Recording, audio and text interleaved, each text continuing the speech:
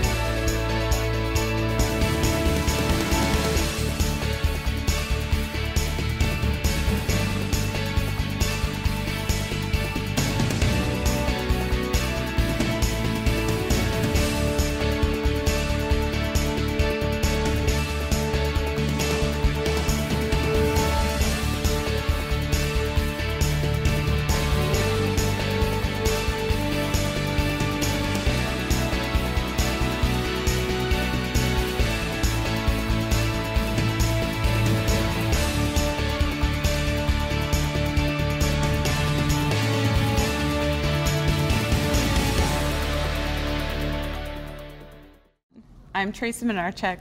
And I'm Kurt Friesen. Welcome to Lake Area Beat. We're keeping warm this time around and coming to you from beautiful Kellerman's Event Center in White Bear Lake. We'll talk with the owner a little later, but first I want to talk to you about, did you get any feedback on the first show? A lot, yeah. Really? I had quite a few people call and email, make sure they gave me a hard time. Some pointers maybe? I'll take every little bit of help I can get at this point. Well, you're doing just fine. Yeah, thanks. We interact with a lot of residents in our line of work, and I think most of them would agree. White Bear Lake is the best place to live, work, and play. Well, now it's official. Minnesota Monthly magazine has voted White Bear Lake the best town in Minnesota. And in her true go-get-'em fashion, Mayor Jo Emerson plans to take it even higher. So anyway, I want you all to see this. Cool, that's good. Yeah, so this is fun. It's about time. It is. You got a nice town here. We do. Yeah. We're very fortunate, so I'm very, very thrilled that we have this. Mayor Jo Emerson isn't shy about singing her city's praises. Look at that. Hey, that is great. Isn't that wonderful? Ladies, look. I like that. And since White Bear Lake was voted best town in Minnesota by Minnesota Monthly magazine, she's been spreading the word from rooftops quite literally. We all want to show off our community. I mean, that's why I like my job. It's the best job I've ever had, because I get to go out and tout my community, and that's fun. Emerson says the process was a team effort. This is an amazing award. Isn't it? Yes. Well, Kara had a lot to do with it. You worked hard on it. Beginning with about 40 applicants, they made it to the top 10 and then the top 5. The team attended the awards party in Minneapolis, apprehensive but hopeful. And all of a sudden, he started saying things, and several of us were going, that sounds like what we wrote. You know, so we're feeling at that point, this must be us. The award was based on a number of criteria, but community engagement was a big part. And Emerson says their involvement is something quite remarkable. Everybody picks a thing that they want to support, and they do with their time, with their money, you know, with their talent. I think it's remarkable in this city. I mean, it just is different. For some reason, it just is, and that makes it very special.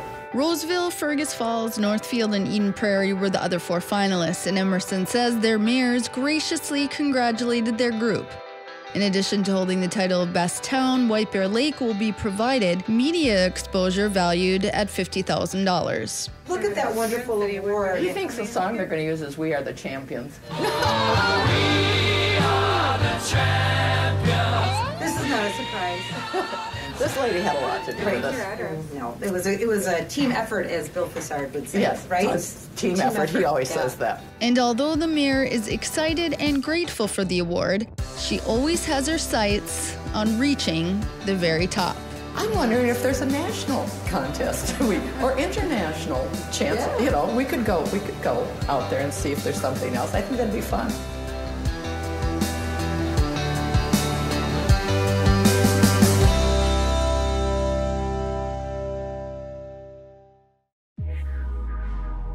That is an amazing honor. Congratulations to all the residents and the crews that helped organize the efforts. And now we've got another piece of greatness right here, Officer Antonio Brown. Thank you for being here. I'm glad to be here. And I haven't seen you with a beard. You're sporting a beard. Yes. Tell us about, the chief has allowed beards. She has. It was part of the No Shave November. Basically bring awareness to cancer in males, prostate cancer. And then she said if we keep it clean and neat, we get to keep it. So here I am. And there's a lot of guys that I was surprised about, and you guys are all looking good. As a matter of fact, you're keeping it well groomed, and it's kind of been fun, hasn't it? Yes, it has. And you get comments from citizens? I do on a lot of my traffic stops. I say it looks good. Yeah. So. It's kind of a distraction technique. Yep. Well, you're not here to talk about your beard. You're here to talk about your new position and within our police department. And why don't you tell everyone about that? Well, my new position is called the TZD officer, which is Towards Zero Deaths. It's a grant that was granted to the police department, which focuses on distracted driving, impaired drivers. So I strictly just focus on traffic safety. And how is that different than your normal shift, what you normally would work or do? As compared to my normal shift, I'll receive calls for service. I'll go respond to those. Strictly as a TZD officer, I just strictly focus on traffic. I don't respond to calls. I basically proactive in searching for people who are impaired, under the influence of alcohol or drugs and prescription drugs, and texting while drivers. So Yes. Is public education part of your position too as well? yes, it is. I tend to not write a lot of tickets. People who get tickets usually deserve them. But a majority of the time is just trying to educate people on why they're driving the way they are and why it's a safety issue. Was there a lot of extra training that's involved in your new position? Yes, I had a training session in Mankato that I go to, which required all TZD officers throughout the state to attend. There's a lot of classes that focus on how to locate impaired drivers, how to locate people who are distracted driving, and also with the National Highway Traffic Safety courses like the OPU, things that just focus on seatbelts, enforcements, and traffic safety. Yeah. So a lot of the stuff that we would normally do, but you're now more focused on these things to look for and getting specialized training for what to look for when you're out there doing traffic stops, right? Yes. And then your hours are also different? Yeah, my hours are different. They have to be between the hours of 5 p.m. and 5 a.m. I usually show up at about 5:30 p.m. and then I end at 5 a.m. Because is there a reason, or why you don't work during the day maybe? The reason for is a majority of people who are impaired are towards those hours. Okay. You get a lot of people between 5 and 9 coming back from happy hour. And then obviously the people who tend to stay up hours longer from 10 to 2. And so we're not trying to be tricky here. We want people to know that you're out there. They need to be safe. Yes. Don't drink and drive, and don't be distracted and drive. Yes, that's exactly what it is. Keep your phone down. The text messages can wait. If your phone rings, if you have the Bluetooth capability in your car, use it. Also, don't drink and drive. A lot of people that I've stopped say, you know what, I don't even feel that drunk, or I was almost home. And that's where the real safety issues come into play, because a lot of people tend to put their guard down when they get closer to home, and that's when accidents can happen. What about the number of DWIs or arrests? Have they gone up or down, or what are we seeing maybe locally or nationally? When the state of Minnesota, the Towards Zero Deaths is trying to have 0 deaths on the roadways from impaired driving. As of now, the deaths are up, which there's kind of an intake for a couple months there where there are several deaths that happened over the weekend that were done by impaired drivers. So we need to do better. Yes. And as the public needs to do better. Do you have any final thoughts or any stories about maybe why you're doing this, or a message you want to tell people? One of my passions for traffic safety is when I was younger, my great-grandma was the rear seat passenger, and some lady ran through a stop sign and struck her, so she was killed. And then my teenage years, probably about 12 or 13, my mom was struck by a semi-truck driver that was cut off by a vehicle on the highway, and that almost killed her. She was in ICU for a while. So that's why I'm kind of passionate about traffic safety. I've seen a lot of accidents that have people either from severe disabilities to even death, and it's not a good scene to attend to. And it's even tougher when you have to go to those families and tell them your loved one has passed because of an impaired driver. Thank you so much for sharing your stories, and thank you very much for being on our show and hopefully educating our viewers and the public. You're out there and you're looking for them, so don't be distracted, don't drink and drive, don't be buzzed too, because it's not necessarily drunk, right? Yep. Thanks, Antonio. Yeah, thank you for having me. We're going to take a short break, but first, here's Sergeant John Vetty.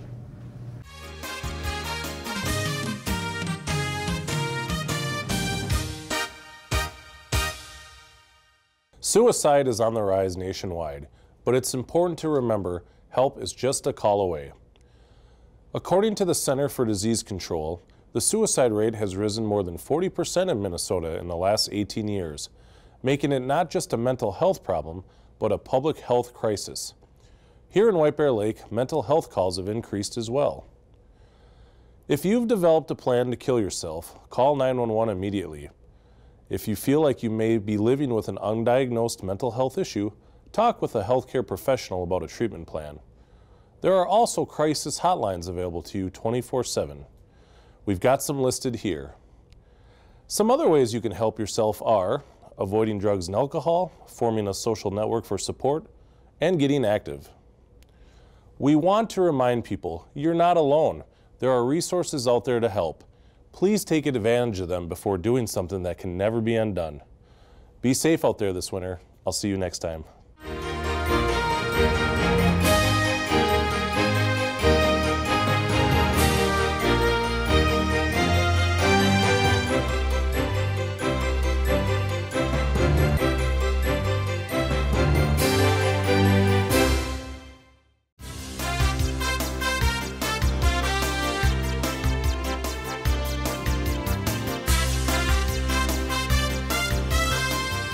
Welcome back. White Bear Lake is a destination spot not just because of the lake, but the charming and unique places to visit, like Kellerman's Event Center. Owner Terry Kellerman joins us. Thank you so much for being here. Yeah, well, thanks for having me out. Yeah, And thank you for letting us be inside. yeah, And especially, it's a beautiful place. it is. Very unique. It's a great place. First off, Terry, can you tell us a little bit about yourself? Sure. Yeah, well, as far as being in this building, I got here in 1979 and opened an upholstery shop on the front of the building, AC Upholstering. I ran that for 38 years, something like that, before I got into the Kellerman's Event Center and opened that up in the top of the building here. And still have some of my stuff downstairs, and then opened the Alchemist Bar down there, doing really well and part of the community. Can you tell us a little bit about the history of the building, what it originally started as, and how it evolved? Originally it was built in 1907 and was a YMCA, and remained YMCA for not very long, and then became White Bear Auditorium. And was after that it became, well, the third floor burned off in 29, and it really changed the whole scene of the building. It got to be not done as well. It used to be the first building in town, and then they moved 61 over there, and then it was the last building in town, and kind of semi-repaired and Kind of forgotten about. it did get forgotten about. Well, and then yeah, the stuff that was done to it was kind of cover up things and this and that. So when I got it, I had to rejigger everything and make it look old. And Yeah, it looks great. And you've taken some stuff down and you've put other stuff up. The ceiling, in fact, you just exposed it? Is that right? Yes, it had a drop ceiling in it, and I used some of the wood from the drop ceiling to build some of the storefronts along here, and that cart is mostly made out of that. I salvaged one part of that out of a dumpster in Minneapolis, but then I built it out of the residue lumber. And yeah, I had a stack of lumber this high and 16 feet long, and I built a lot of storefronts. Used up almost all that lumber. I think I don't have any of those pieces left. You have a lot of unique pieces throughout the building, artwork and decorations. How do you come about that stuff?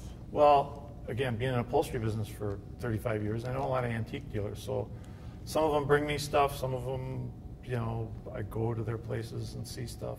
Yeah, I scour everywhere. Do you ever have customers that come in, or people that have used the facility that bring you stuff, or that get an idea to bring you stuff? Yes, they do. Yeah, because a lot of them, you know, they have an old piece that they would like to see somebody using, and it gets used here, and a lot of people see it. It's kind of a cool thing to keep a memory alive. You know? Mm-hmm. It's very unique and very, very neat to go in here and to look at all the little places.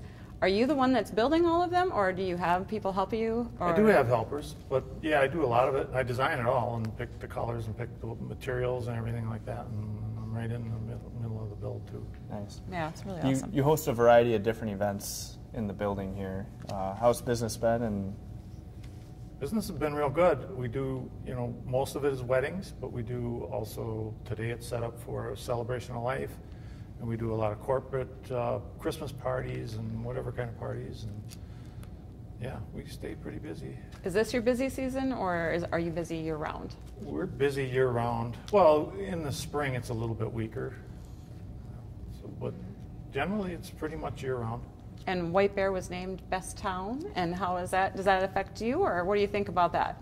I think it's great, and it reflects a lot of the hospitality people in town. There's a lot of businesses in town that are geared toward hospitality and making the place, you know, the best city in Minnesota. Yeah. Yeah. Well, thank you so much for letting us be here. It is really great in here, and I love walking around. I think we went in every room. And if you haven't been here, make sure that you come down. And for more information on booking an event, check out Kellerman's website. Another booming business in White Bear Lake is partnering with police. in our next story, we see how creativity and community come together.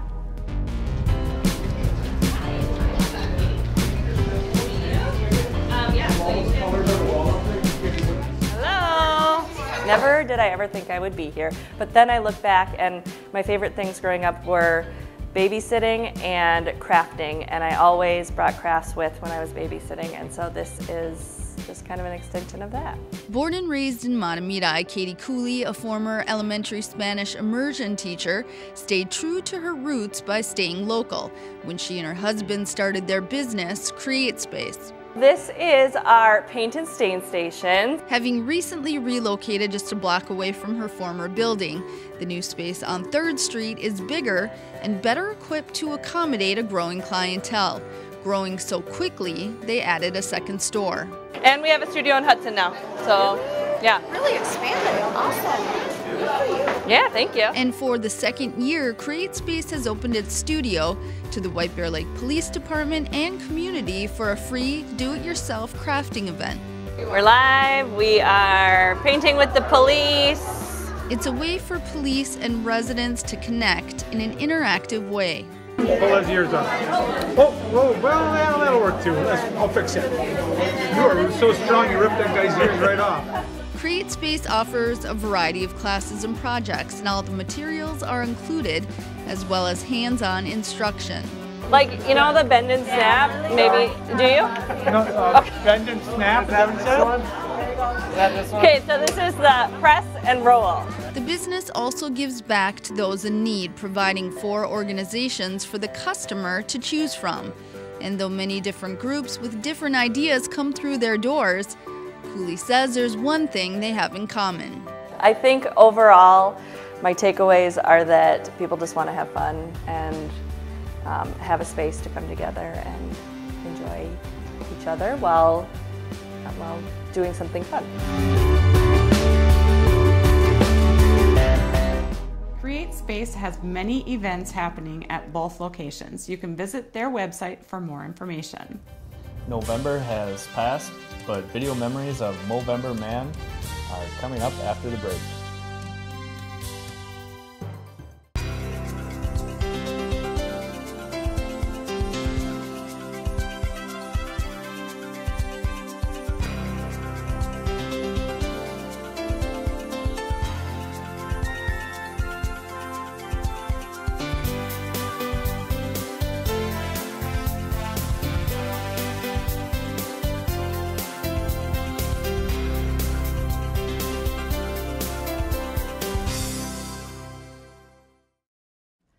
Every November, millions of men around the world participate in Movember, as well as right here in our police and fire departments. For the second time, one brave man shared his mustache-wearing journey with us, and as it turns out, he learned more than just humility this time around. I could name 1,000 things wrong with having a mustache. The best thing about having a mustache, I guess, if you were worried about your manhood and growing a mustache helped you feel better about that, maybe that's a good thing. A few years ago, I would have said Burt Reynolds. However, I was compared once to him, and that might have been something to do with your show. And so I don't know that I could compare myself to Burt, and he recently passed, so just I'll respect him by not comparing myself to the way he was able to carry out a mustache. Tom Selleck was always a fan favorite. You don't see him a lot anymore. Ryan George, one of our investigators, I think he could pull off a mean mustache. If I could look half as good as he does with his mustache, I'd be happy. I don't tend to look at a lot of other men's faces and say, I wish my face looked like that, but you know, if you can pull off a mustache, not every face can do it, that's the thing. Not every face can pull off a mustache, and so it's a unique look to be able to get away with it, I think. I can't tell you how many times I put my hands up to my, and it's a struggle not to do it here, how many times I put my hand up to my face to just push the hair out of my mouth and out of the corners of my mouth, because right now, as I'm talking to you, I can feel them just tickling my upper lip. Do you know which king in a deck of cards does not have a mustache? Oh, what a great piece of 3 do, 1 does not. Really? Yep. I would guess, because there seems to be a thing about this suit, is King of Hearts. You are correct. Yeah. Do you know what country Movember originated? It's not America. No. The French are always up to goofy stuff, so maybe I just kind of assume it's France. Well, I'll give you a hint. Yeah. One of your officers is pretty close to the country. Oh, in Australia? Australia. Really? Okay. Which popular band gave away cardboard mustaches with its album? Not an American band. Oh boy. 4 members. Beatles? The Beatles, Oh. yep. Of course, the ultimate goal of Movember is to raise awareness for men's health, and I mean, really, that should be the ultimate goal, right? And I'm glad to be a tiny little portion of that movement, if you will.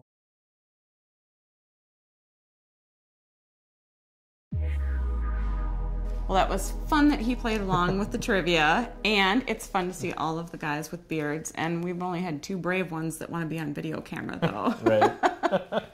Well, that wraps up this edition of Lake Area Beat. I'm Tracy Minarchek. And I'm Kurt Friesen. Thanks for watching.